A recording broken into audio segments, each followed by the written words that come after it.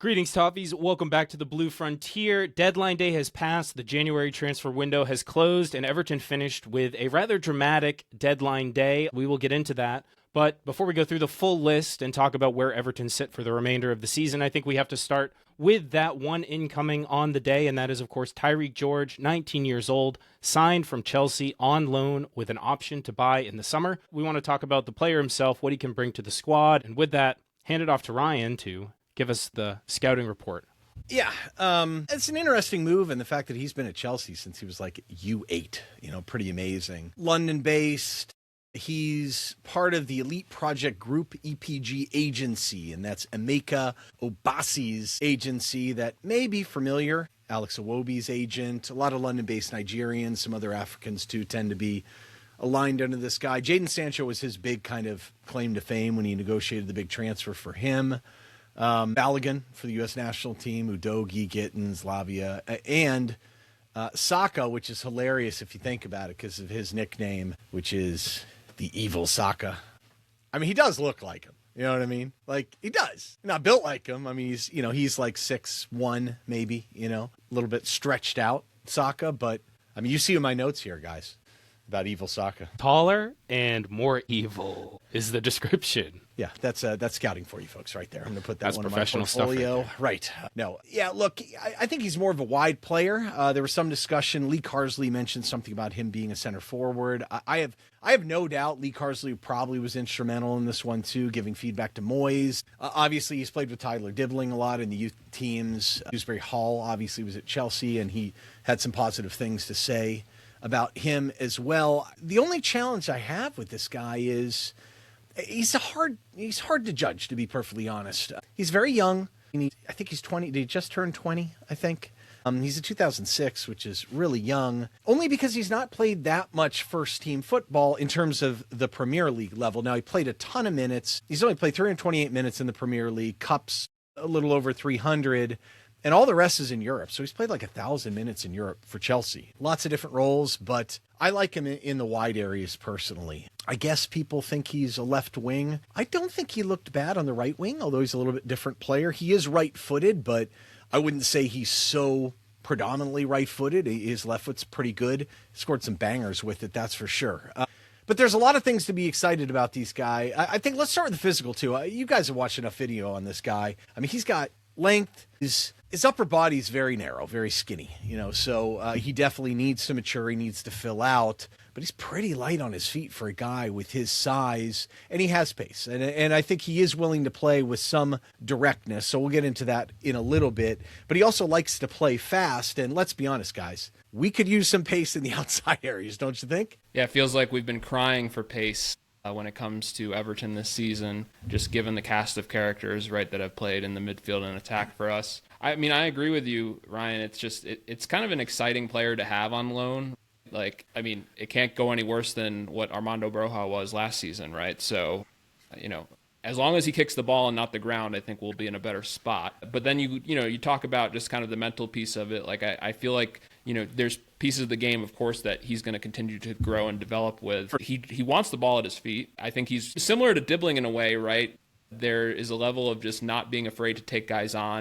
I think the 1-2s, which we've started to see a lot more from our players, are pretty exciting, and just the relationship, of course, he's had with Kieran Dewsbury Hall, you can kind of expect to see like some of that come to play when he gets on the pitch with him. But it just feels like also too somebody that is going to come in with confidence, right? Which is, I think, a very good attribute of somebody like him. Yeah, I like the comparison and contrast to Dibling because they're both probably thought of in similar ways. Dibling is a little more polished. Dibling's tight control, his technical stuff is probably a little tighter. Dibling's a little more measured, though, and this kid tends to be... Actually, the one thing I love about him is the way he varies tempo. He's got a couple distinct moves. One is a cutback where he kind of fake cross, fake shot, cuts it, pulls it back, and just takes all the air out of the game. It's pretty interesting to watch. Other times, you could tell, even when he's standing still, like he's itching to go at someone. And he really wants to play fast. And the second he makes his decision, he's gone. It's a 1-2 getting into the box. The right side, I noticed he plays a little bit differently. He loves to go one step wide for pace and a quick cross. And the crossing, his numbers aren't great, but his delivery is pretty good. He strikes the ball decently well. The left side, he's definitely looking for a shot a little bit more. I think something's mentally, like the anticipation isn't quite there sometimes. I think he gets a little frustrated with his teammates. Like he wants to play faster than they do sometimes. And especially when you watch the U21s or Chelsea, because you're on the ball. The games he's normally playing in, they dominate. So defensive effort for me is questionable, though. That one thing I didn't like about it, when he lost the ball after he's all excited to take someone on, you got to bust your tail immediately and recover the ball. He does not. He kind of sometimes even loafed back. That would be my only real question thing. Let's see, a couple different things. The tactile aspect. So we scout, we tend to look at physical, kind of individual, mental, tactical. Just looked a little inconsistent in terms of the tactical and some of his decisions and runs, but he's a football player. He's not just a pure athlete. The technical is really interesting. There are times where he looks super fluid on the ball, like a couple touches and just playing super fast. But, every third or fourth touch, it gets a little loose, But stuff like that that's a good inconsistency to have. That's what I would expect someone at his age to have. He's trying to play fast. It's not all perfect and tight and smooth all the time, but those are the things over time that you expect to be consistent and develop. That's what you want to see in a young player, in my opinion. Like the physical he's got. Yes, he'll get bigger and stronger, naturally. No problem there. But you can't teach the first step. You can't teach the quickness. You can't teach the length. Yeah, it's interesting. When he shoots the ball, too, it's really fascinating the way he strikes the ball. He has this very short follow-through and, laces everything. Every now and then he'll cut inside and try and curl one in. It doesn't look that natural or fluid. So there is a little natural center forward to him at times, too. And every now and then, because he kind of almost hits under the ball a little bit, laces it so often, you think Ghana scares some people. He will hit some high shots. He'll also hit some absolute bangers, man. If you just go on his reel of goals, which I think you guys have, he's got some absolute lasers. And to me, it all just depends on the option to buy. There is risk here. Like, he is not a fully formed player. I would not expect him to come in and tear it up necessarily. I hope our fans don't expect that. Like, this is not I keep saying replacements. I hate the concept of replacements. It's such a silly concept. He's not coming in to replace Jack Grealish. That's absurd. But boy, you throw this guy on, near the end of the game and tell him to go at guys, he could maybe make things happen. But this is one for the future, I think, a little bit, even more so than Tyler Dibling, maybe even Adam Asnew. I have no doubt they'll play him more. But if that obligation is not that high, I think his market value is £22 million on transfer market. And it sounded like Fulham was in that ballpark, right? Did I get that right, I think, in what they Correct. thought they had a deal done? Fulham had a deal done for £22 million. Transfer market has his value at €22 million. So look, guys, if it's around that, it's exciting. The only concern I have is you're starting to look at now two obligations, in essence, obligations with him and Merlin. And that's cutting into the budget in the summer. But, you haven't spent it in January. So I'm anticipating a really big summer. But I was interested in some of the comments David Moyes has here. I think they're interesting, but it kind of lends this idea that he's going to fill in kind of as needed. And I think that's okay for this kid. I think so. So Moyes' comment on the announcement of his signing was, Tyrique is a versatile forward who can play all across the front line. I hope he will settle quickly into our squad, and the support from our fans will definitely help him feel at home. We are looking forward to working with him. And you think about a young player has spent most of his youth, most of his life at Chelsea. Coming up to the Northwest, it will be a big change deal, of pace right? for him. Big deal, big adjustment. But I think agree with what both of you said. There's no question this kid has a ton of potential. It's encouraging that we're signing players of his age profile, of his sort of talent ceiling where we think he can go, his involvement, his relationships with players already in the squad. He's a really exciting one, and it's an option, right? I struggle to see a world, regardless of how much he plays in the second half of the season, where we don't execute that option, because I feel like this is just kind of getting our business done early. But even so, it continues the accumulation of young talent by this Everton team, and I don't have super high expectations for him to come in and make an immediate impact. And that's okay, right? Yeah, I think that's completely okay. I think we're all aligned that this is a long-term project. In terms of the squad building, this is just another piece of that, and I think it's a really encouraging development. And to get it done kind of came out of nowhere with the second to last day of the window and we got the business done effectively. I believe it did take a deal sheet to get it done over the line. But regardless, we bided our time in the window. We waited till we found a deal that we thought made sense, and it seems like everyone within Everton is very happy with the conditions of the agreement. The one thing I like, too, when you're looking at a young player and you're looking at the areas where they're deficient, every player has issues. Everyone has warts. No one is perfect. It's stuff that you would expect that they could improve upon. He's going to get stronger.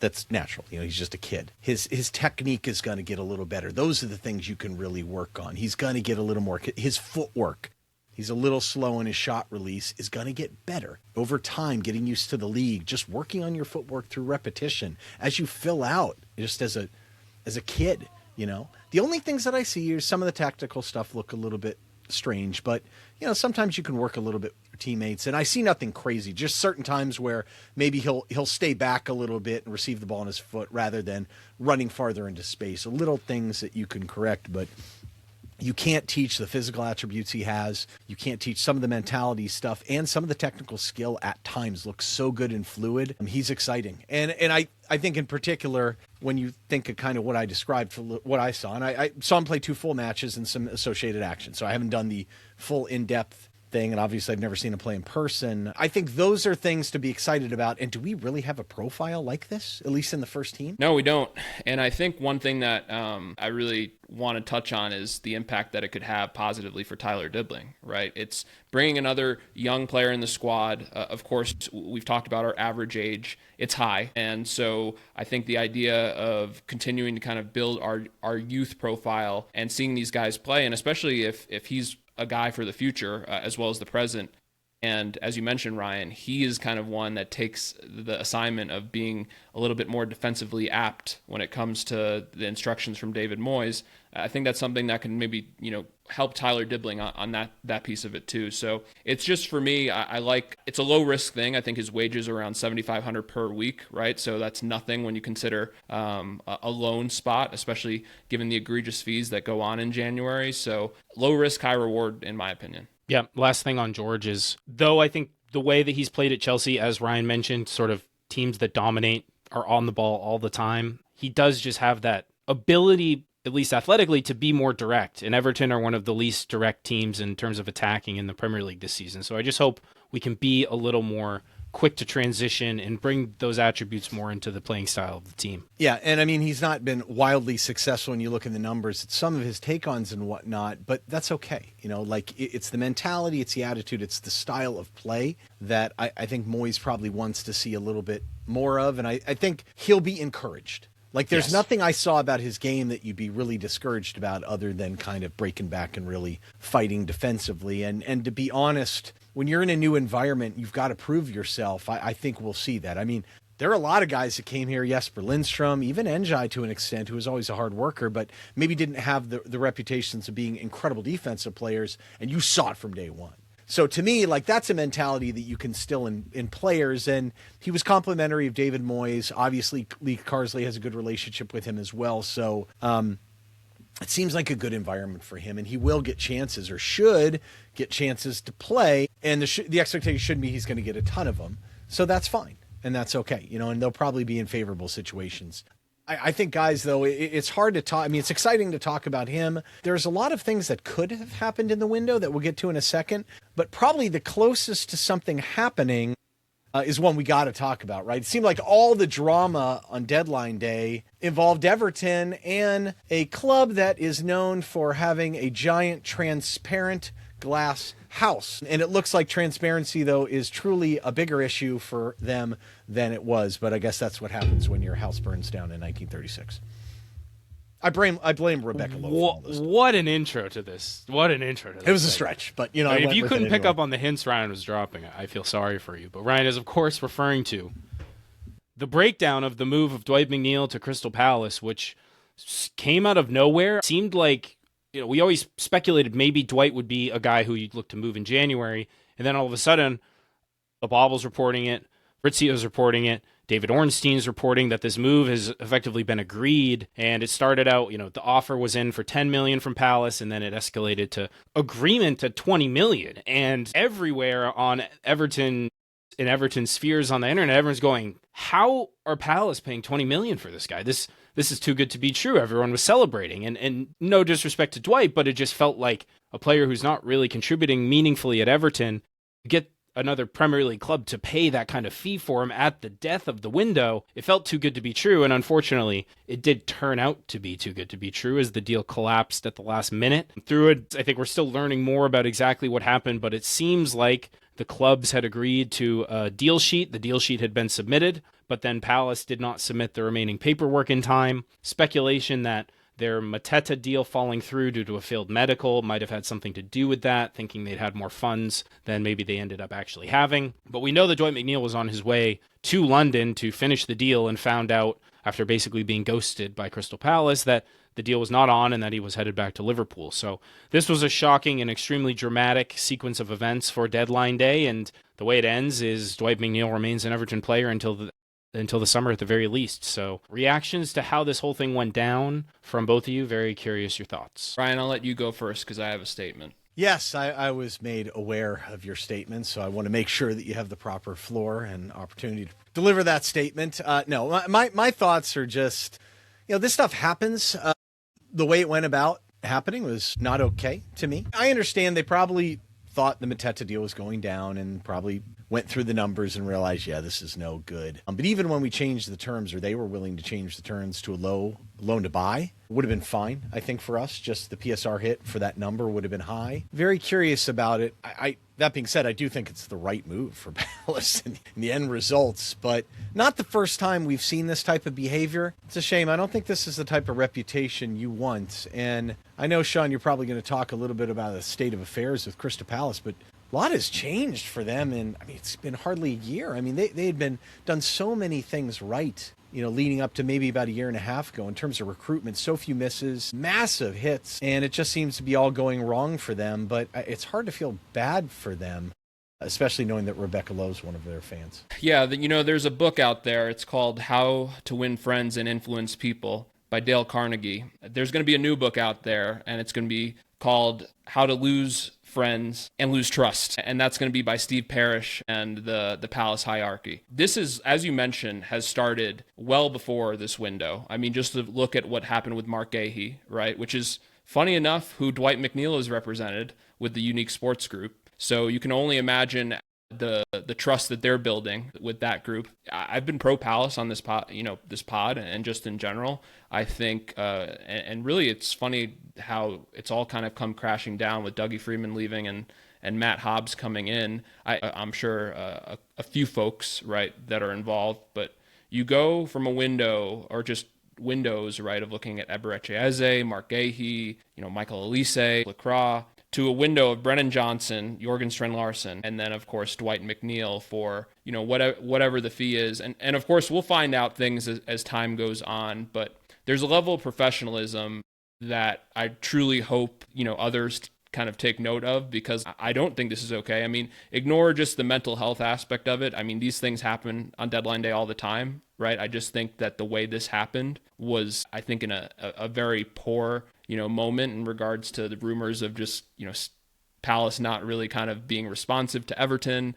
And, so we're, of course, just privy to the information that we have. But it's just incredibly disappointing, right? Because as you mentioned, they have almost tarnished their reputation in just a short amount of time. It's been a very tough time for them. And lastly, they are in my thoughts, but they are no longer going to be in my prayers. They are now plastic Palace to me. They're not Crystal Palace. So, yes, I am very annoyed. I'm not mad, though. I'm disappointed. Just that kind of the whole group of Palace, and especially their fan base, kind of rationalizing everything that happened.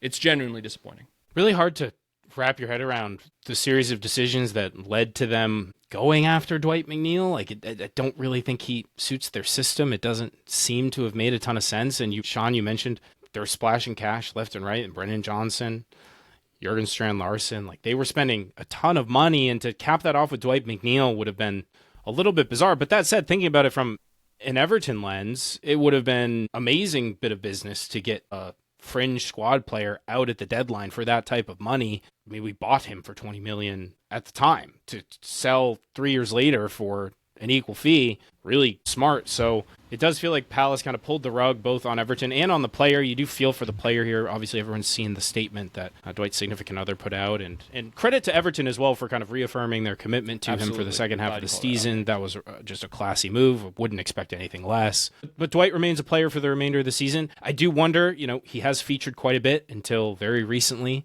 and was conspicuously on the bench last match and remained on the bench, not used as a sub.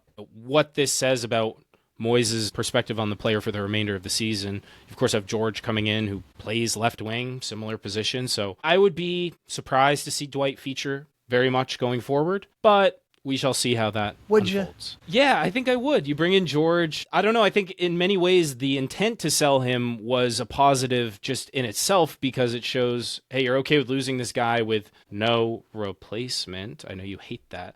But opening up spots for a Dibling, for George, for the younger guys to start playing more minutes, just because he stays, does he still feature into Moyes' thinking equally? I don't know. Something about him being willing to let him go makes me think the esteem Dwight is held in the manager group is dropped a little bit. I don't know. I mean, I just think that in terms of allocation of playing time, I don't think Dave Moyes looks at that at all. He just says, who's my best option for the match, and that's it. Like, even when it's even or close, he's never going to, like, you would think someone would say, okay, if Dwight at right wing and Dibling are close, naturally you would give it to the developmental player and get him minutes. I don't think that's even part of the calculus for him, which is why it's going to be very interesting to see how Tyrique George fits in. I'm also very curious what he's going to do with Armstrong, because if Harrison Armstrong is apparently now a right wing, then that's going to shut out everyone. So I don't. It'll be very interesting to see how Moyes balances it all. I don't know. Yeah, it would have been a significant fee for us. That being said, I mean, there were a couple other guys out there that, there were opportunities to move other people on, but I think it'd be hard to not kind of take a step back in the window and look. As happy as I think we would be with George, I think that's an exciting player. The Dwight McNeil thing is a little bit out of our hands. I can't blame the club too much for that. I think they're probably a little surprised at the fee. And, probably it decided, we could sell them in the summer and it's fine. But I still think it's hard to not look and say, summarizing the window, we still have pretty big gaps in this team.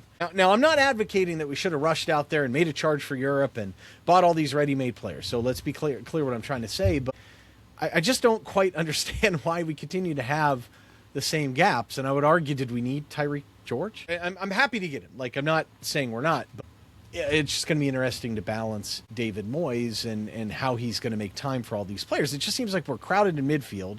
We're crowded at wing and attacking positions now. We have no fullbacks, and we don't really have a true six. So the one thing I did try and do is kind of look at the performance up through the year. And you guys see the numbers out here and kind of run my models and determine who is performing well at Everton, and are the needs the same? Have we missed something? Or are certain players playing at a higher level than we realize? Maybe the needs aren't what we think they are.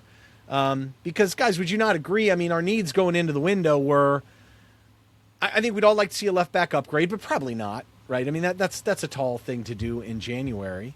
I think the healthiness is coming back with the center backs. Right back is still an obvious need, is it not? Yeah. I mean, it's been for the 10th year running. I mean, it's crazy. Right, and I mean, we'll talk about some of the other rumors, but so when I ran the models real quick, and I'll go through them very quickly, I think we just reaffirmed the same needs. Pickford's 7th overall out of 28 goalkeepers, in terms of overall performance.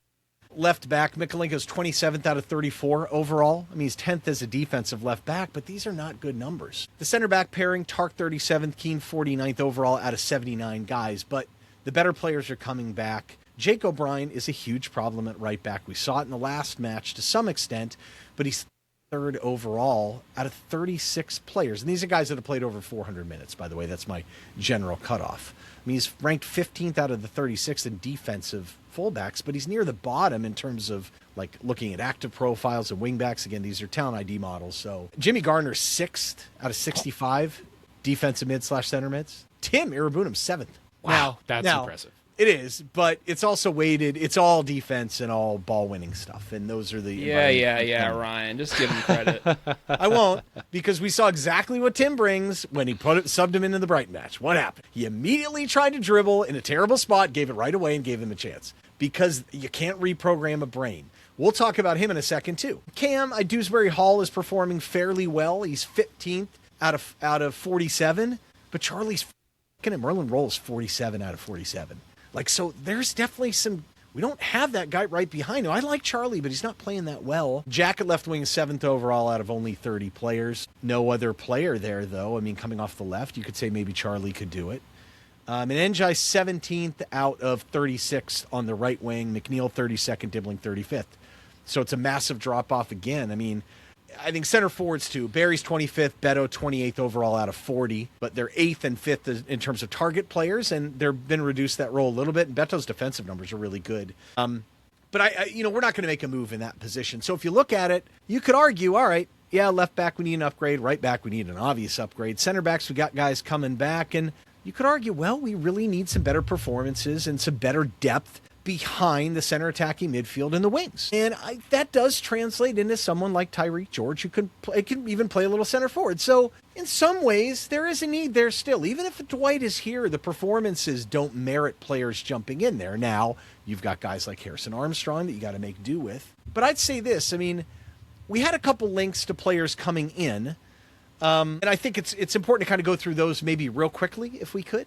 Yusuf Enesri is one that was 28, who I never thought was good enough. Eventually, he's moving to Saudi. I'm happy that never worked with us, but I don't know if that was just laziness because David Moyes loved him at West Ham. But I think all the center forward links were contingent on Beto moving out, were they not? I mean, doesn't that seem pretty obvious? It definitely felt like Everton were not looking to have 3 active center forwards on the roster. And we know that they entertained some discussions around Beto moving out. Juventus offered to take him on a straight loan that we declined, but it always felt like the only way he would move is if a team offered to pay our asking price for him, or at least negotiate for a permanent loan with obligation, whatever format you want to take. But Beto was going to have to leave, and of course, scoring the goal at the weekend, I don't know, probably didn't change the calculus too much, but I think made me more content with having him as our backup to Barry for the rest of the season. But I think the point going into January is doing it from a point of strength. Like, you could take advantage of opportunities, but you don't necessarily need to make moves. And we certainly didn't do that. And I think that's great because one, I think that would have been interesting is if Grealish is hurt, there's a temptation to say, let's go for Europe. It's tight in there. And if we need to do that, who's going to play on the other wing opposite Njai? And I think Harry Wilson was the one name out there that was listed. That's a proven player. He's 28. He's, by the way, 5th in overall ratings in my models at right wing. His output in the final third has been really good. It's been pretty good for a while, to be perfectly honest. But he's got 6 months left in his deal, and they're asking for £50 million. And they seemed inflexible on that. And he's 28. Like, no way. There's no way we should be making that move. And I'm happy we didn't. Now, the BBC suggested that an offer was made but rejected. No real problem with going for a player like this at the end of his deal if it's really cheap, because you're looking for value. I mean, I know I extol the virtues of buying younger players and stuff, but if there's extreme value in a more senior player and we have a need, which we do, it's not the craziest thing in the world. But I'm kind of happy we balked at that. But I think the other one was, it's hard to ignore that right back position, and we weren't linked with too many. But maybe let's talk a little bit about some of the ideas behind Brooke Norton-Cuffy, because he's an interesting player as a right back at Genoa. He's English. Sounded like they would have accepted maybe 20 mil. And he sounded like they were interested in Nathan Patterson. So could we not get a switch? I mean, my thought is maybe, because it looked like he was going to Inter, and it was a done deal. But when that ended, I mean, what do we think happened here? I just get this feeling that David Moyes is not convinced that this is the type of player that we need in there, that he's really looking for a right back to come in and start and be good right away. I don't think that's the best idea personally, but I mean, is it an indictment of the recruitment team that we've now gone 2 windows without bringing in a right back? I'm curious what you guys think about this. I mean, I think it's just a understanding and balance of, if you get that right back in, is that person going to play? Because you look at Jake, I just feel like Jake is, for better or worse, this immovable object at right back. And I don't see David Moyes, as much as I'd love to see it, and I know you would, Ryan, play with the back 3 where, of course, Pato, and then you have kind of more usage for Asnu as just a potential option. Maybe. So, yeah, it just feels like it's one of those where I think the recruitment team, I don't really have any question or doubt that they're identifying the right targets. I think it's just a matter of they're trying to work within the manager's discretion of, okay, is this guy going to play? And if they aren't, why not just wait to the summer? Because at this point, the club's just in this kind of period, and we've talked about it all the time, where I don't think Europe is going to really happen, right? And it's just unfortunate because there's kind of two thoughts to this, right? It's you can buy this guy now to kind of work and develop to continue to kind of understand if that's the player for the future. But then at the same time, right, I don't want them to buy like somebody that we'll get really excited for and then just not be on the pitch. I think that's fair, but I mean, to me, I look at a couple different. I look at the true defensive mid role and the right back as two roles where you could have brought someone in and let him go. Like, no matter what they do and let them play, no matter what they do, they're going to still deliver at pretty close to the level of performance that you're getting now in both those positions, in my opinion. You could argue, well, Ghana's a good player, but I'm not talking about that. I'm talking about the ability to morph into more of a defensive mid, like a proper one, not being stuck to defend in 4-4-2 constantly, which is what Moyes is doing, and having to drop the 10 back, like set up really with the proper 3-man midfield or a 5 across, whatever.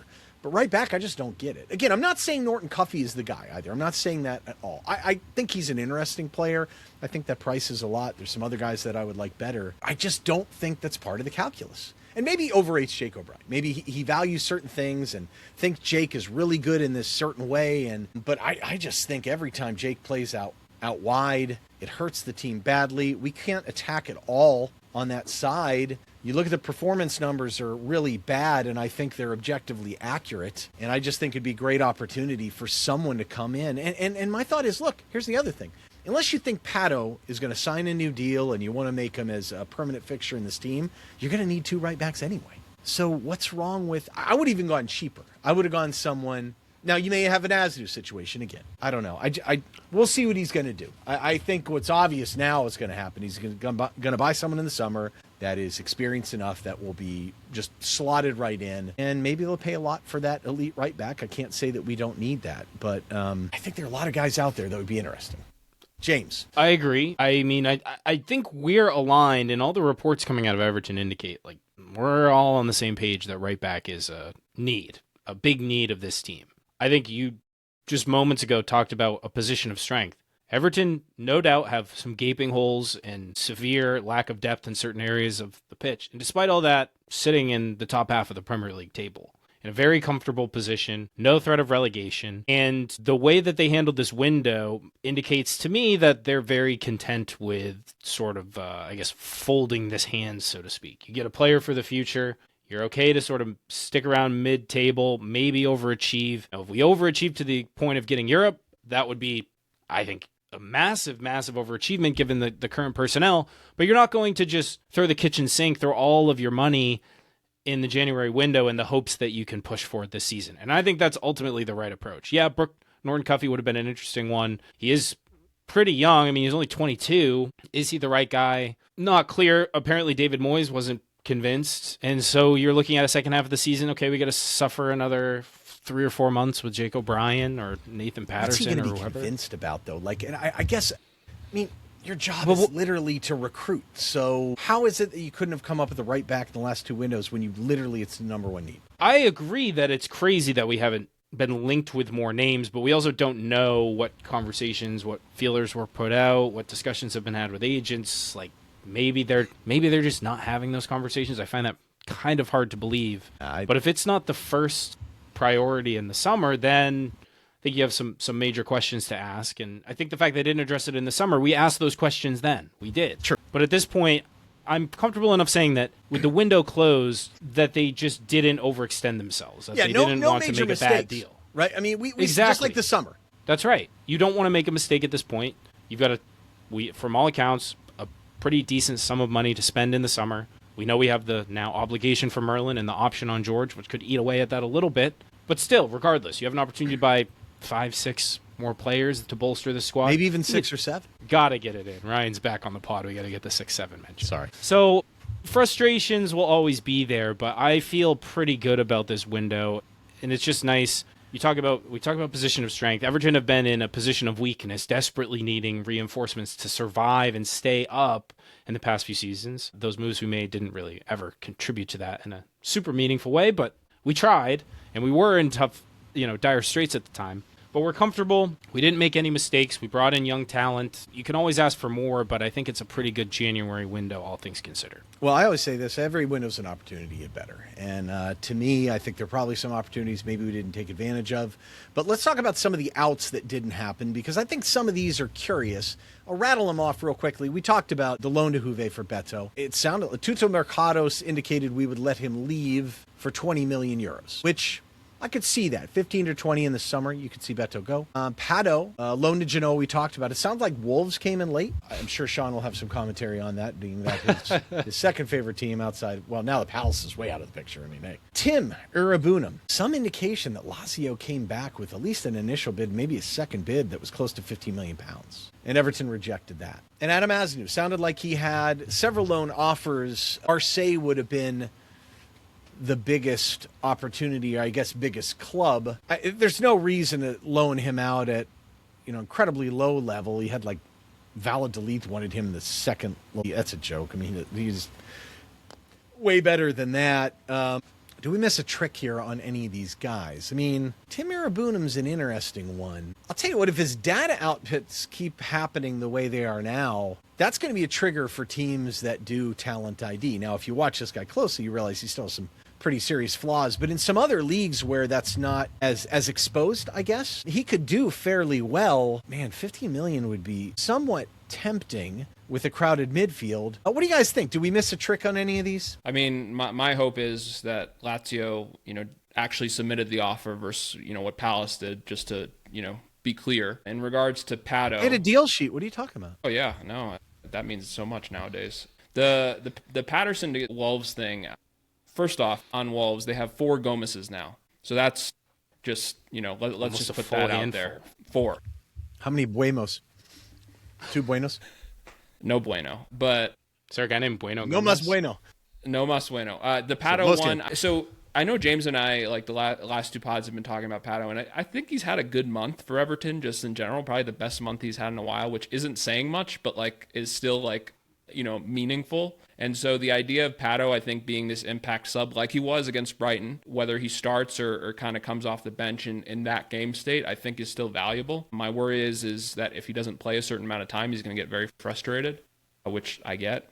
The Beto situation, that's, another kind of situation where I'm just glad that we handled an unhappy striker a lot more professionally than another club. So, yes, and it was great to see Beto score on the weekend, so glad to keep him, right? I think he still will maintain a good portion of that value, if not the same value this summer. And if he scores a few more goals, right, it's only going to help, so I think he'll get that opportunity. The Tim one, I think, is interesting, Ryan, right? Because, like you mentioned, wouldn't have blamed the club if they truly accepted that offer, even though you probably might miss a few millions, right? If he continues to perform, like you mentioned, at the level that he is. It's kind of a tough one for David Moyes, because you give him credit for playing him as much as he has and taking the opportunity. But then at the same time, right, how does his market value change? Well, it really will depend on, will he be healthy? Will he get the playing time? And will he perform? And hopefully for Tim, but not only the team, that continues to happen, because at the end of the day, I love to make a good profit on Tim, but also him being in a better situation, because I think it's not a good situation right now long term for him here. Yeah, I'll just run through the list real quick. Sean, I'll do you one better. I would say the last month at Everton might be Nathan Patterson's best period, which again is not saying very much. He's had a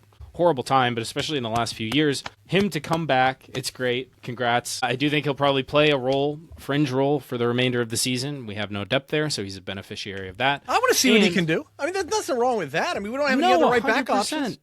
100%. He's the only it's really his spot to lose or to take with both hands. I mean, Jake O'Brien just doesn't, in games where we're trailing, you need someone to get forward a little bit. So, and if he plays fringe minutes or just gets meaningful minutes the second half of the season, he will have some value in the summer. So someone will come in for him.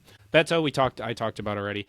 Tim, 15 million is a tough price to turn down, I think. You kind of displace someone who, you've got this obligation on Merlin Roll, who doesn't, it's unclear who's above who in the pecking order right now. That still. You get a feeling Tim's numbers, he might be a little overextended in terms of performance. I like the point about the data model stuff, Ryan, because I think if he's 7th in Premier League defensive midfielders, he's going to be popping off the screen to a lot of teams. Yeah, I mean, the way he wins the ball, the physicality of it, I mean, someone's going to be tempted by that and say, I can turn that guy into a superstar. I'll say this, I would almost argue that I would rather keep Tim than Merlin, only because Tim you can plug and play in very distinct situations and you know what you're getting. Like, he has some obvious strengths. But I'll say this, Moyes bringing him in when he did against Brighton is a terrible decision. Like, that's not what you want to use him. I get that Moyes thought, let's really push for the equalizer. Let's really push that way, and that's why we want Tim. But you got to push Tim up to win balls. You can't have him drop back and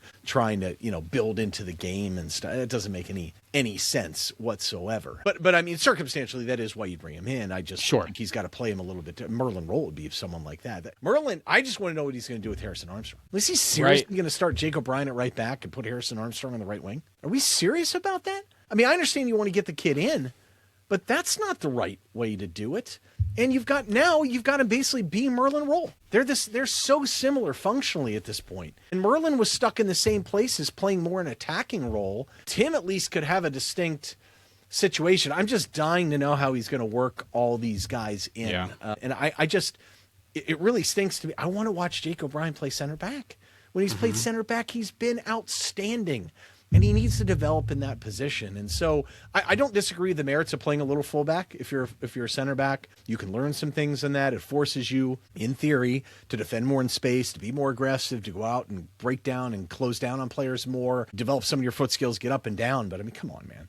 I'm just tired of seeing it, But good for Pato. I mean, I think giving Pato more opportunities, and maybe it's circumstantial against the teams that I never want to see 4 center backs again. I'm very disappointed by Asnu not getting an opportunity, because if I felt like it meant that Moyes would play him in the second, the rest of the season, I'd be like, great, okay, we're recommitting to kind of giving this guy a shot. But it feels like we just didn't send him out, and now he's just going to keep rotting on the bench like he has been for most of the season, and that just feels like a huge waste of a year, in the 19th year of his life, where he is on such a promising prospect. I hope I'm proven wrong, but that feels like, I get not wanting to let him go because you really have no cover, but he's not even viewed as cover, it seems like. So it doesn't make sense to me. I wonder if he ends up similar to kind of the game that he played against Sunderland in the Cup. He's kind of a backup left wing. Like, it just feels like maybe that might be where he gets his minutes. But I did want to say that I think the right wing problem has been solved by Ghana the last few games. So I just...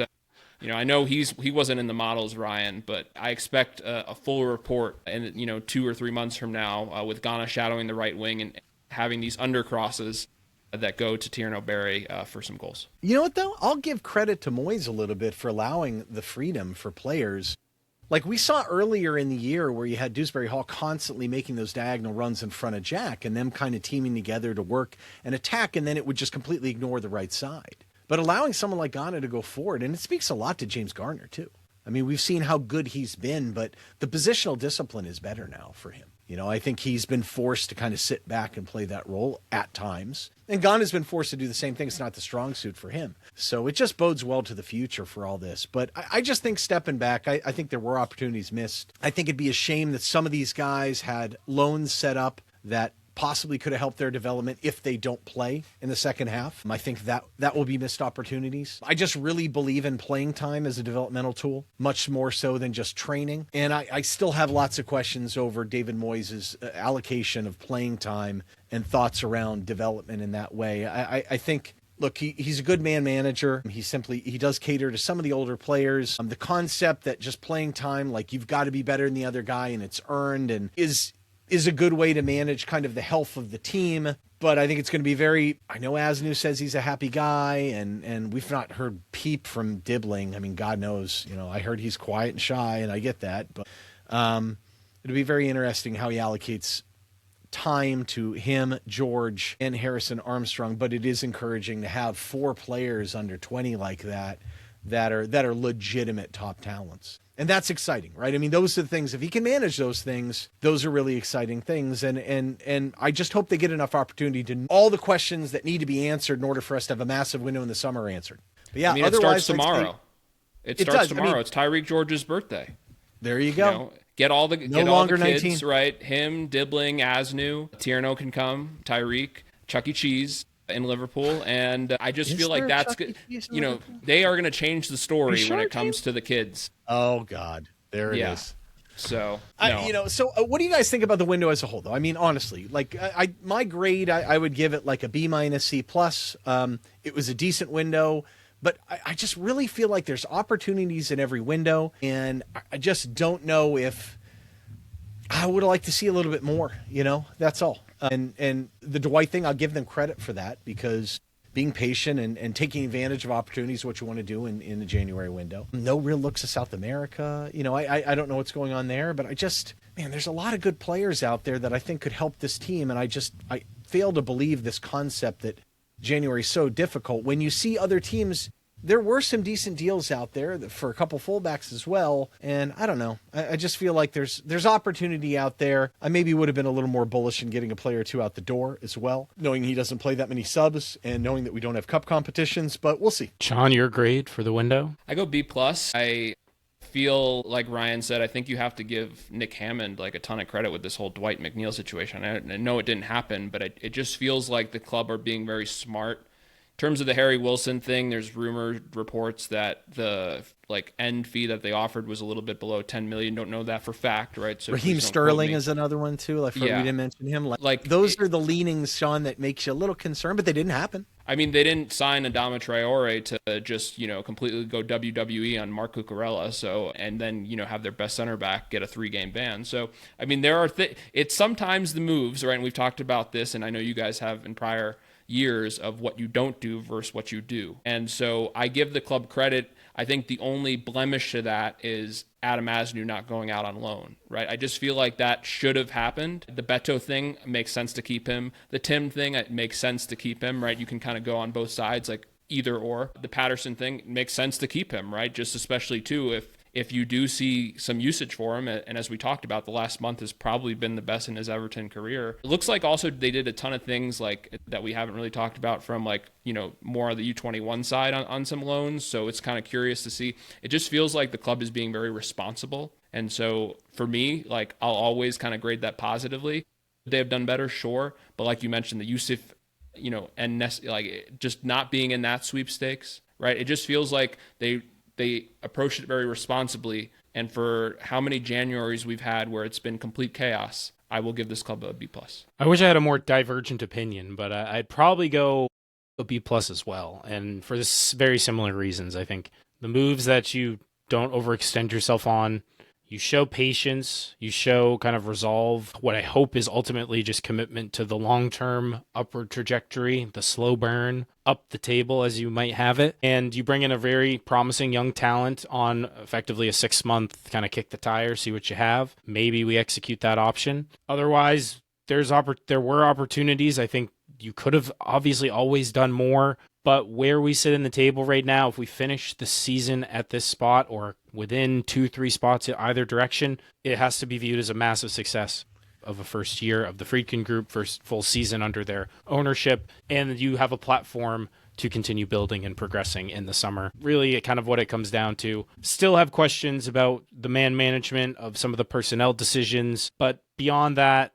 we've voiced those criticisms a lot, and I think they haven't been perfect by any stretch, but they didn't do anything stupid, and that's a lot more than I can say about Everton's January windows in the past, though maybe not the most recent past. So we'll see what the loan impact has.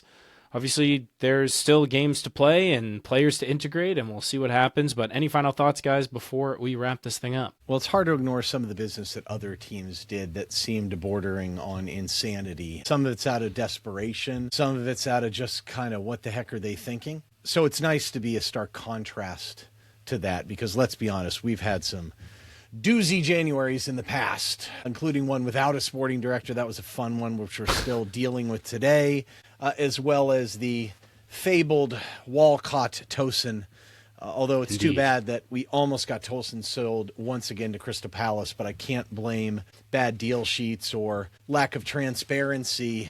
That was just simply due to injury, but another $20 million missed opportunity, I guess, because they said they were going to exercise that one. Yeah. So close. But no, I mean, look, move on to the summer. It's going to be a big summer, and it'll be exciting to see the rest of the way. And I mean, I don't think anyone, if you think about where we're at now versus where we were in the summer in terms of young talent, regardless of what we paid for these guys, George, Asnu, Dibling, and the emergence of Harrison Armstrong, I mean, those are massive developments, and it almost buys you a little more time to continue to get the academy in order, where we're investing a lot of time and money. Just really encouraging stuff. Those are the types of deals that you wanted us to make. You know what I mean? You want to see us invest in the youth and guys with big ceilings, and every one of those guys has legitimate ceiling that could be amongst the best players in their position. It's exciting. So I think in that regard, it's still, I do see a good azimuth here. I just hope David Moyes gives them as many opportunities as I think they deserve, even more. But we'll see. I mean, I think